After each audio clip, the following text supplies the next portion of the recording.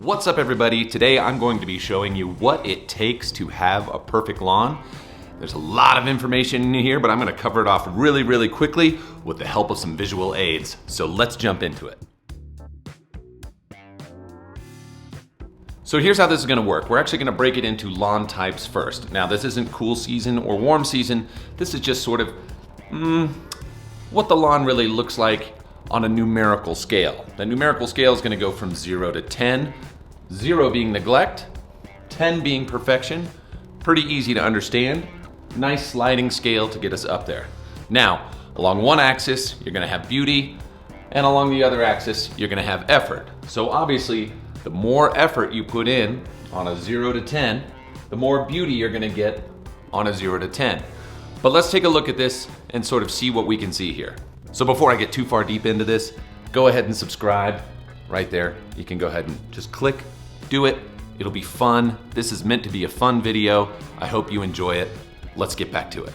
First things first, when we're talking about neglect. Now, here's who's going to fit into this category. This is gonna be somewhere between a 0 to a 2.5 on the rating scale, all right?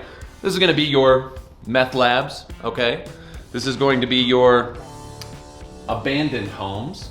This may be neighbors you should check on. Now, I think it's important to definitely check on your neighbors every now and again. If you see their lawn maybe move from an upper scale to a lower scale and you haven't seen them in a while, you should probably check on them. The next person in this group is going to be California. Yeah, I did say person. Most of California.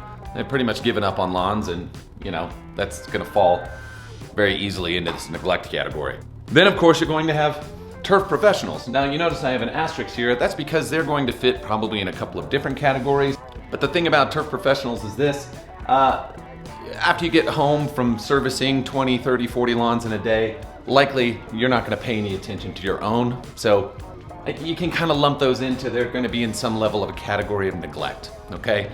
And the last one on here, turf educators. The irony on this one is as follows. So those who can't teach. Right now, I can't do any lawn care because it's still wintertime here, so I'm teaching. So a little bit of irony there. But you'll find that people who really educate well about turf typically have the crappiest lawns. I don't know, it's something about knowledge is power, but effort equals results. You know what I'm saying? Here's where we go into the next grouping. This is going to be your low average. Now, nothing wrong with low average. This is gonna be your 2.5 to 5s, okay? So this is your rating of 2.5 to 5s. And here's the people you're gonna find in this. The second year first time home buyers. So first year they have their house, they're gung-ho, they want that place to look really great. The second year, real life sets in and it just doesn't go as well as it used to. So that's why they're in here. Now, the next one on this is going to be beginning hobbyists. They've gone from neglect, moved up into low average because they're starting to do a little bit more. Maybe they're not quite mowing once a week. They're definitely not mowing twice a week. Maybe they're getting out there every now and again, but they're not ruining their lawn and they're starting to pay attention to things. So this could be this beginning hobbyist who's really starting to care and they've moved from neglect into this category. Outlying neighborhoods. Now, what I mean by that is maybe not super affluent, people who are getting out there not very often. Backyard barbecue group, no big deal. The lawn really isn't that important.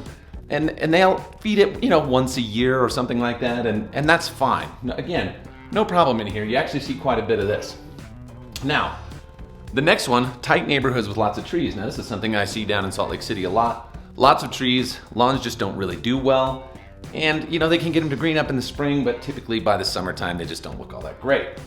The next one here, turf professionals again. Yeah, well, here's why. Now, this is going from the people who, just don't want to deal with their own lawn, who are out there servicing things all the time, to now they're going home and maybe they're emptying their tanks a little bit out there, or they've just started their business and they want to make sure that it's kind of, doing better than, say, the people around them to help give them more. So the high average group is going to be people, who are doing more work. This is going to be most YouTubers, people who are going to be feeding on a schedule or paying a lot more attention.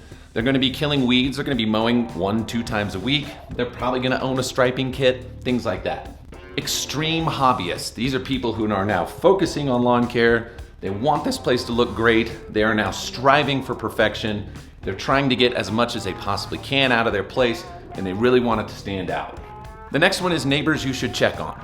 Now, I know I said that back at the beginning, but you might have some neighbors who just seem like they're spending way too much time out on their lawn, and you should probably just check on their mental health. Gearheads. This one I think is kind of important. The more stuff you have, the more committed you are to your hobby, the more gear you're gonna get. The more gear you're gonna get, the more you're gonna wanna use it. That means effort increases, and you should see an increase in the beauty of your lawn as effort increases. So the gearheads who have 9 different mowers, 1,000 different types of sprinklers, all kinds of gear, that's your people there. They are borderline OCD. Yeah, not quite there yet, but I don't know if you could diagnose it, but they seem to talk about their lawn an awful lot, which is a little weird. They probably own a shed. That's not necessarily a marker of the high average people, but if they fit into the gearhead side, they do probably own a shed. People who watch grass channels on YouTube. Yeah, so this borderline OCD, gearheads, probably own a shed, are definitely going to be sort of fitting into this category now, and in here as well. Most YouTubers fit into this category. Most middle-class neighborhoods. You could kind of get rid of all of this stuff and just be in most middle-class neighborhoods because they're going to be taken care of either by turf professionals or perhaps they're doing a little bit more, but they're definitely mowing every week. For sure, they're feeding, they're taking care of their weeds. It looks great, it frames their house, it's beautiful. Most of their landscaping is gonna look very, very good. It's very well put together. That's gonna be that particular group right there. Turf professionals. I know that one keeps coming up. It's because these are first year for sure owners of a turf business or very senior owners who've been in it for a long time who are having their employees service their lawn. They're not doing it anymore. So it's kind of either one or the other. You're gonna shine on the high average if you're a turf professional, if you're brand new at it, or you've been in it for long enough that you have other people doing it for you that work for you. Let's talk perfection here real quick. Is it even attainable? I think we should find out. Now, there are a very particular group of people who fit into this category. The first one is assholes. Yeah, so most people who think they have a perfect lawn are typically going to be just assholes in general.